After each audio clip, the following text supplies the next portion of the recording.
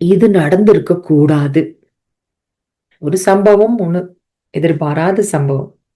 ஆனா மனசுல இந்த எண்ணம் வருது, இது நடந்திருக்க கூடாது. அது மாதிரி வருதா? அது மாதிரி சில நேரங்கள்ல எண்ணம் வருதுல்ல. சோ நம்ம அதுலதான் நம்ம நாளைக்கு நம்ம ஃபோக்கஸ் பண்ண போறோம். ஏதாவது ஒரு சூழ்நிலை வரும் பொழுது, இது ஏன் இந்த மாதிரி நடக்குது, இது இது சரியல்ல, இந்த மாதிரி நடந்திருக்க கூடாது அப்படின்னு சொன்னா ஆல்ரெடி நடந்தாச்சு. அதுக்கப்புறம் என்ன நடந்திருக்க கூடாதுன்னு வேற? நடந்தாச்சு இல்ல.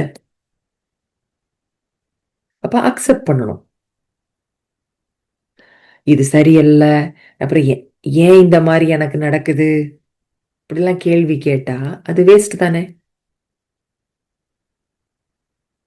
இப்ப என்ன சூழ்நிலை இருக்கோ அதுக்கு என்ன பண்ணணும்னு பாருங்க, அவ்வளவுதான். ஏன் இப்படி ஆச்சு, இப்படி நடந்திருக்க கூடாது, எனக்கே தான் இப்படி நடக்கணுமா அப்படிங்கிற இந்த வேஸ்ட் தாட்ஸ் ஃபினிஷ் பண்ணணும். ஏன்னா மனசு என்ன பண்ணுது, அந்த ஒரு காட்சியை ஏத்துக்க மாட்டேங்குது, எதிர்ப்பு பண்ணுது. ரெசிஸ்டிங் அப்படின்னு நம்ம ஆங்கிலத்துல சொல்றோம். ஆனா அக்செப்ட் பண்ணணும், ஏத்துக்கணும். ரியாலிட்டி ஒண்ணு இருக்குல்ல, நம்ம கண்ணுக்கு முன்னால ஒரு நிதர்சன உண்மை என்ன இருக்கோ அந்த ரியாலிட்டியை நம்ம ஏத்துக்கணும். அது கூட ஏன் ஆர்கியூ பண்ண, இப்படி இருக்கக்கூடாது, இப்படி நடந்திருக்க கூடாதுன்னு? அதுல என்ன பிரயோஜனம் இருக்கு? ஏன் ஆர்கியூ பண்ணணும் நம்ம அதோட? சோ அதனால நாளைக்கு பாபா என்ன சொல்றாரு, எந்த எந்த சக்தியை பயன்படுத்த வேண்டும் இந்த இந்த மாதிரியான சூழ்நிலைனா, ஞானத்தின் சக்தியை பயன்படுத்த சொல்றாரு. Power of knowledge. எல்லார்கிட்டயுமே ஞானம்ங்கிற ஆயுதம் இருக்குதானே. இப்படி போர் வீரர்கள் கையில வாள் வச்சிருப்பாங்க, அதே நேரத்துல கேடயமும் வச்சிருப்பாங்க.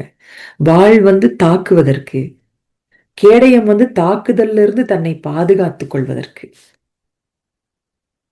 அப்போ இந்த ஆயுதங்கள்லாம் நம்மகிட்ட இருக்குதானே. ஞானம் யோகம், ஞானம் கேடயம் மாதிரி, யோகம் வாள் மாதிரி. அப்போ இந்த ஆயுதம் இருக்கு, எல்லார்கிட்டயும் வந்தாச்சு. 8 கையில 8 ஆயுதம் வந்தாச்சு. ஆனா அந்த ஆயுதத்தை அந்த நேரத்துல சரியான ஆயுதத்தை பயன்படுத்தணும். அதுதான் இங்க. அதனால இந்த மாதிரி எதிர்பாராத சம்பவங்கள் சூழ்நிலைகள் வரும்பொழுது ஏன் எதுக்குன்னு கேட்கறத ஸ்டாப் பண்ணிட்டு ஞானத்தை பாபா பயன்படுத்த சொல்றார். என்ன ஞானம்? இந்த நாடகம் அக்யூரேட், துல்லியமா இருக்கு, நிச்சயிக்கப்பட்ட நாடகம் இது. மேலும் கல்யாணக்காரி, அதாவது நன்மை மிகுந்தது. இந்த எண்ணத்தை அந்த நேரத்துல கொண்டு வரணும். இதுதான் நம்ம சவால், இதுதான் நம்ம முயற்சி. ஒரு எதிர்பாராத ஒரு சம்பவம் நடந்திருக்குன்னா அது ஒரு சில மாதங்கள் கழிச்சு, ஆமா இந்த மாதிரி ஒரு டிராமால ஒரு சீன் இருந்தது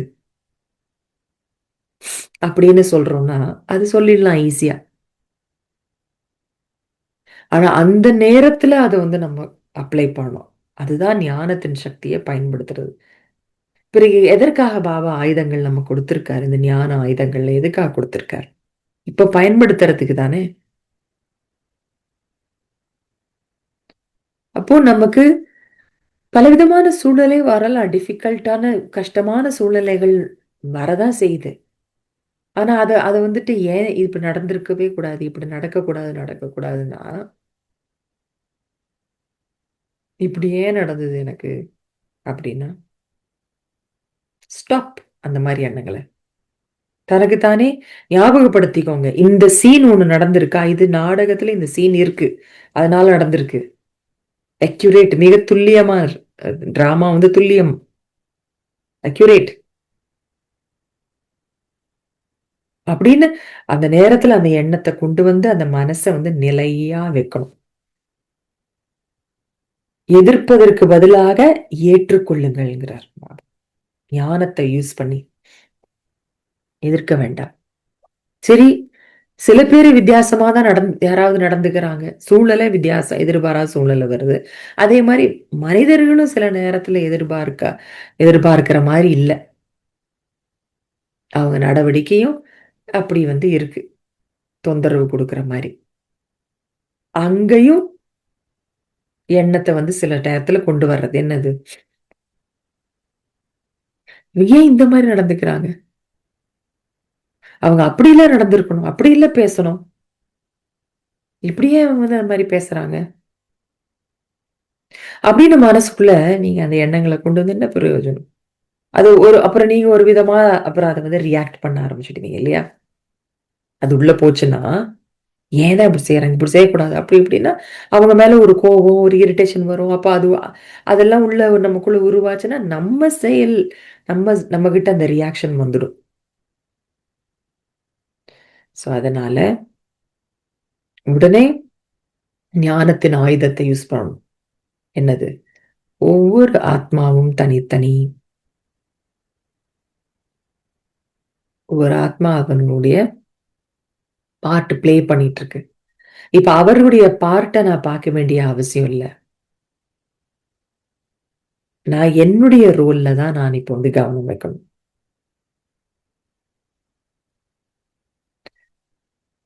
அதனால நாடகம் அக்யூரேட், எல்லாமே கரெக்டா போயிட்டு இருக்கு அப்படின்னு மனசுக்குள்ள அந்த அக்செப்டன்ஸை கொண்டு வர்றதுதான் அந்த ஞானத்தின் சக்தியை பயன்படுத்துது. நான் எதிர்ப்பு பண்ண இப்படி நடக்கக்கூடாது, இப்படி நடக்கக்கூடாது, ஏன் தான் இப்படி நடந்தது, ஏன் எனக்குன்னே இப்படி நடக்குது, இப்படிலாம் சொன்னா அப்ப அது இன்னுமே மனசுக்குள்ள ஒரு டிஸ்டர்பன்ஸ், தொந்தரவை தான் கொண்டு வரும். ஆனா அங்க ஞானத்தை பயன்படுத்தினா அங்க அக்செப்டன்ஸ் இருக்கு, ஏற்றுக்கொள்கிறீர்கள், மேலும் அங்க சக்தியும் வந்திருக்கு. அப்போ அந்த காட்சி ஒண்ணும் மாறாது. அது என்ன காட்சி நடக்கணுமோ அதுதான் நடக்கும். நான் என்னுடைய பார்வையை தான் மாத்திக்கணும். எந்த பார்வை? மூணாவது கண் மூலமா நான் பார்க்க வேண்டிய பார்வையை கொண்டு வரணும். இப்போ நான் இந்த ஸ்தூல கண் மூலமா தான் நம்ம சூழ்நிலைகளை, காட்சிகளை பார்க்கிறோம்.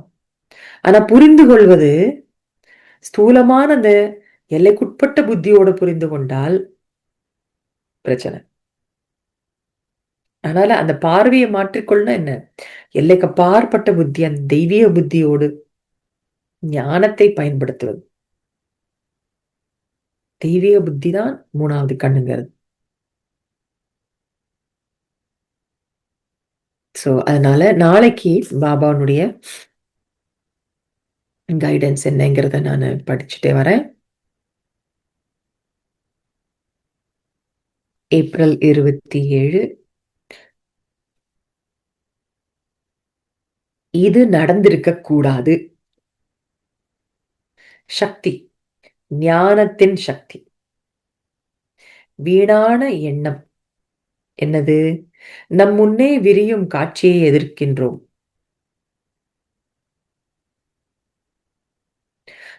நிதர்சனத்துடன் மனம் விவாதிக்கின்றது. அதாவது இந்த தமிழையே நான் தமிழாக்கம் பண்றேன். என்ன சொல்லப்படுதுன்னா, வீணான எண்ணம் என்னன்னா, நம்ம முன்னால ஒரு காட்சியை நம்ம சந்திக்கிறோம். அதுதான் நிதர்சனமான ஒரு உண்மை. நமக்கு முன்னால ஒரு உண்மை. அதையே அப்படி இருக்க கூடாதுன்னு விவாதிக்கிறது, உட்கார்ந்து ஆர்கியூமெண்ட் பண்ண வேண்டியது தேவையா? நடப்பது உண்மையாக இருக்கக்கூடாது என்றும் அது வேறொன்றாக இருக்க வேண்டும் என்றும் பிடிவாதம் பிடிக்கிறது மனசு. இப்படி இருக்கக்கூடாது, அப்படிதான் இருந்திருக்கணும். பிடிவாதம் பிடிக்கும். இதுதான் வேஸ்ட் தாட். பாபாவுடைய மேஜிக் மந்திரம் என்ன?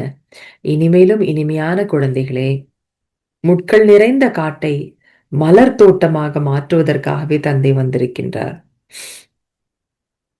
அதனால்தான் அவர் முட்களின் அதிபதி பபுல்நாத் என்று அழைக்கப்படுகின்றார்.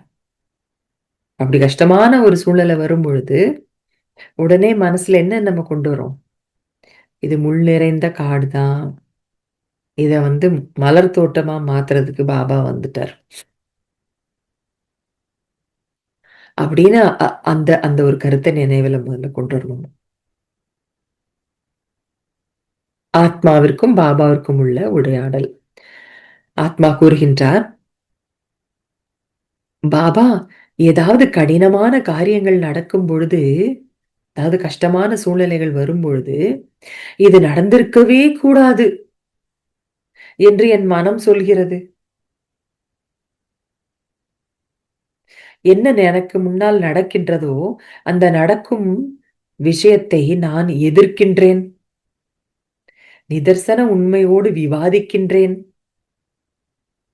இந்த காட்சி இப்படி இருக்கக்கூடாது, அப்படி இருக்க வேண்டும், வேறொன்றாக இருக்க வேண்டும். இந்த முடிவு இப்படி இருக்கக்கூடாது, முடிவு வேறொன்றாக இருக்க வேண்டும். மனிதர்கள் வேறு விதமாக நடந்து கொள்ள வேண்டும் என்று நான் விரும்புகின்றேன். அதற்கு பாபா சொல்றார், இனிமையான குழந்தாய், 3 விதமான நினைவுகளை 3 விதமான நினைவுகளை, அதாவது முதலாவது ஆத்ம நினைவு, இரண்டாவது பாபாவின் நினைவு, மூன்றாவது நாடகத்தின் ஞானத்தின் நினைவு. இந்த 3 விதமான நினைவுகளை கொண்டிருப்பது என்பது முழுமையான சக்தியை, அதாவது புள்ளியின் சக்தியை கொண்டிருப்பதாகும். இந்த தெய்வீக கண் 5000 ஆண்டுகளுக்கு முன்பு நடந்ததை நேற்று நடந்தது போல தெளிவாக காண்கிறது. நேற்று நாம் பூஜிக்க தகுந்த ஆத்மாக்களாக இருந்தோம், மீண்டும் நாளை அவ்வாறு ஆகுவோம் என்ற அனுபவம் உங்களுக்கு இருக்கின்றது. நான் இப்போது பிராமன், நாளை தேவதை.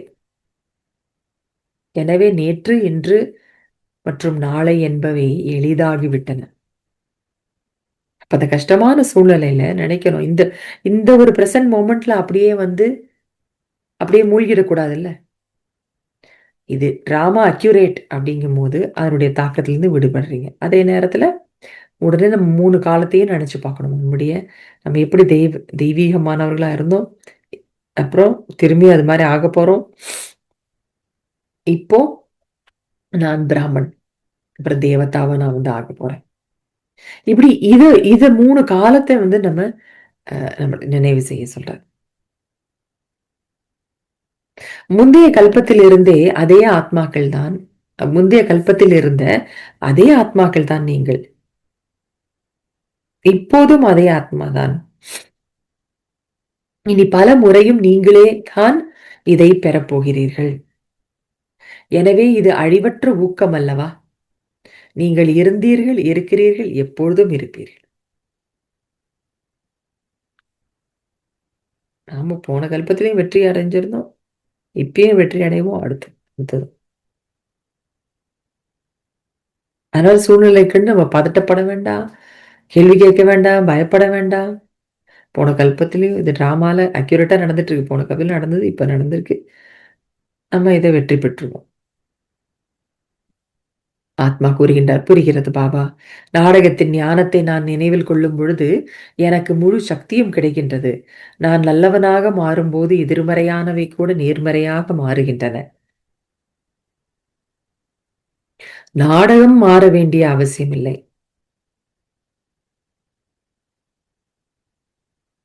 என் பார்வைதான் தெளிவாக இருக்க வேண்டும். அடுத்தது பேட்டர்ன்.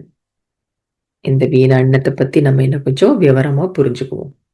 நிகழ்கால தருணம் நம் எதிர்பார்ப்புக்கு ஏற்ப இருக்க வேண்டும் என்று பழைய சம்ஸ்காரங்கள் நம்புகின்றன.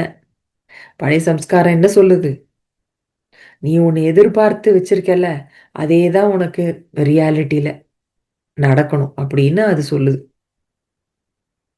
எதிர்பார்ப்பு பொய்க்கும் போது அவை முரண்டு பிடிக்கின்றன. ஆனால் நிகழ்கால தருணம் என்பது நாடகத்தின் ஒரு பகுதி. அது மிக துல்லியமானது. முந்தைய கல்பத்திலும் இது சரியாக இப்படித்தான் நடந்தது. எதை எதிர்பார்க்கிறோமோ அது ஏற்கனவே எண்ணற்ற முறை துல்லியமாக உறுதிப்படுத்தப்பட்ட ஒரு விஷயம்தான். எல்லாம் அக்யூரேட் அப்படின்னு நினைக்கணும். நாடகத்தின் ஞானம் கொண்ட ஆத்மா கடந்த காலம், நிகழ்காலம் மற்றும் எதிர்காலத்தை ஒரே தொடர்ச்சியான துல்லியமான ஓட்டமாக பார்க்கிறது. இதுதான் ஞானம் கொண்ட ஆத்மாவுடைய ஒரு அடையாளம். ஃபுல் கதையும் தெரியும். தன்னுடைய ஃபுல் கதை, ஆரம்பம், மத்தியம், கடைசி. இப்போ ஒரு டிராமாவுடைய ஃபுல் கதை உங்களுக்கு தெரிஞ்சிருச்சுன்னு வைங்க, ஆரம்பமும் முடிவும் எல்லாமே நல்ல சிறப்பா இருக்கு, சுபம் அப்படின்னு முடியுது இந்த கதை. கதை உங்களுக்கு ஃபுல் கதையும் இப்போ ஒரு டிராமாவோட தெரிஞ்சிருச்சுன்னா, நடுவுல வந்து ஏதாவது கஷ்டமான அழுகை சீன் எல்லாம் வந்தாலும் கூட உங்களுக்கு பாதிப்பு வராதுல்ல. ஏன்னா உங்களுக்கு தான் தெரியுமே கதை நல்லபடியா முடிய போகுது அப்படிங்கிறத உங்களுக்கு தெரியுமில்ல. அப்ப இந்த ஒரு கஷ்டமான ஒரு சீனை பார்த்துட்டு அழமாட்டீங்க. ஏன்னா கதை தெரியும். அதேதான் இங்க. நாடகத்தின் ஞானம் கொண்ட ஆத்மா கடந்த காலம், நிகழ்காலம் மற்றும் எதிர்காலத்தை ஒரே தொடர்ச்சியான துல்லியமான ஓட்டமாக பார்க்கின்றது. அந்த பார்வையில் இந்த காட்சி தற்செயலானதல்ல, தவறானதல்ல. அதே மாதிரி வேறொன்றாக இருந்திருக்க வேண்டியதும் இல்லை. இந்த தருணத்தில் இப்படித்தான் இந்த காட்சி வர வேண்டும் என்று ஏற்கனவே தீர்மானிக்கப்பட்டது. நாடகத்தின் நினைவு என்பது புள்ளியின் மூன்றாவது சக்தியாகும். இந்த புள்ளி உறுதியாக இருக்கும் போது மாயாவால் அதை அழிக்க முடியாது. நான் ஆத்மா புள்ளி, பாபா புள்ளி, மூணாவது டிராமா. டிராமா என்று முற்றுப்புள்ளி வைத்தல் வீணியனங்களுக்கு. நாடகத்தின் நினைவு என்பது புள்ளியின் மூன்றாவது சக்தியாகும். இந்த புள்ளி உறுதியாக இருக்கும்போது மாயாவால் அதை அழிக்க முடியாது. காட்சி என்னவோ அதுவேதான் இருக்கும். காட்சி அதேதான். ஆனா ஆத்மா காட்சியை சரி செய்ய வேண்டிய அவசியம் இல்லை. அதில் தனது பாகத்தை சரியாக நடித்தால் போதுமானது. அடுத்தது ஞான சக்தியினுடைய ட்ரில் பயிற்சி. 5 ஸ்டெப்ஸ் இருக்கு. நான் ஒரு ஆத்மா, நான் நாடகத்தை பார்க்கின்றேன். பிறகு இப்ப நான் தற்போதைய ஒரு காட்சி, என்ன சூழ்நிலை, ஒரு சின்னதோ பெருசோ, ஒரு ஏதாவது ஒரு டிஃபிகல்ட் கடினமான ஒரு சூழ்நிலை சந்திச்சுட்டு இருக்கேன்னா அதை மனக்கண்ணில் கொண்டு வரணும். பிறகு நான் நடிக்கிறேன், ஆத்மா இந்த உடலை எடுத்து பிறகு நான் வீடு திரும்புவேன் அப்படிங்கிற அந்த நினைப்பை கொண்டு வரும். கடைசியில மேடையில் நடனம் ஆடுது. இப்ப எனக்கு ஒரு சூழ்நிலை இருக்குன்னா அதுல வந்து அது என்னுடைய டான்ஸ் ஸ்டேஜ் அப்படின்னு நினைச்சுக்கணும். படகு ஆடும் அசையும், ஆனா ஒரு பொழுதும் மூழ்காது. இந்த பயிற்சியை நம்ம வந்து செய்வோம் எல்லாரும். சௌகரியமா உட்காந்துக்கோங்க. நான் அந்த தமிழ் காமெண்ட்ரி படிச்சுட்டே வரேன்.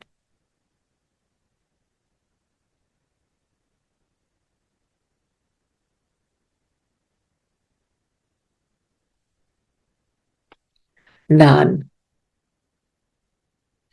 ஓர் ஆத்மா.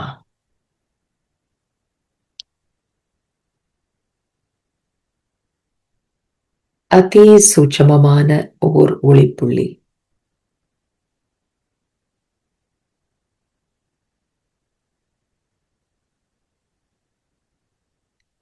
ஆத்மாவாகிய நான் நடிக்கும் பாகம் எவ்வளவு அற்புதமானது.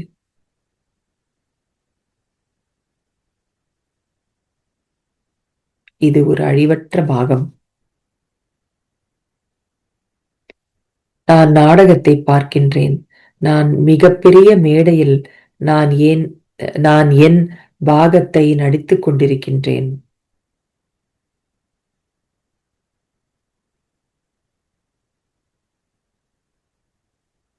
இது ஏற்கனவே நிச்சயிக்கப்பட்டது, நன்மை மிகுந்தது. மீண்டும் மீண்டும் நிகழக்கூடியது. எண்ணற்ற முறை நான் இந்த பாகத்தை நடித்திருக்கின்றேன்.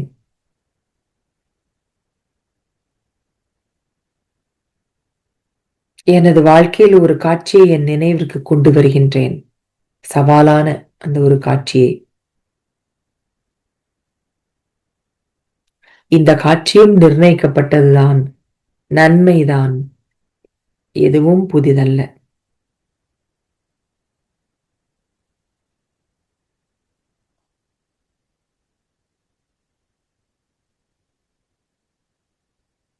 ஆத்மாவாகிய நான் இந்த மேடையில் எனது பாகத்தை செய்கின்றேன், பின் வீட்டிற்கு திரும்புகின்றேன். நான் செய்ய வேண்டியது இவ்வளவுதான். சந்திக்கக்கூடிய இந்த காட்சி என்பது நடன மேடை. எனது எதிரி அல்ல. படகு ஆடலாம், அசையலாம், ஆனால் ஒருபோதும் மூழ்கவே மூழ்காது.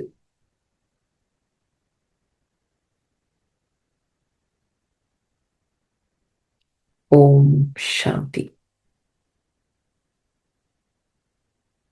அதனால நாளைக்கு நம்ம இந்த பயிற்சி நம்ம செய்வோம், அட்டென்ஷன் வைப்போம்.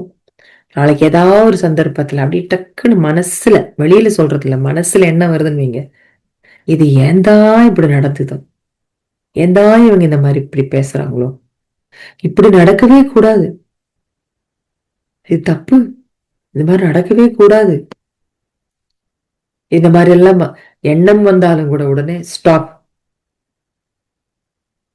எனக்கு முன்னால இருக்கிற என்ன சம்பவம், என்ன விஷயம், அதை ஏத்துக்கணும். I accept. Drama is accurate. நாடகம் மிக துல்லியமா நடந்துட்டு இருக்கு. நாடகம் மிகவும் நன்மை நிறைந்தது. அந்த நேரத்துல அந்த எண்ணத்தை கொண்டு வந்து, அந்த வீண் எண்ணத்தை, ஏன், எதுக்கு, எனக்கே தானா, இதையெல்லாம் வேஸ்ட் தாட் கூட முற்றுப்புள்ளிங்க. ஓகே. நாளைய பயிற்சிக்காக வாழ்த்துக்கள். நாளைக்கு ஈவினிங் இதே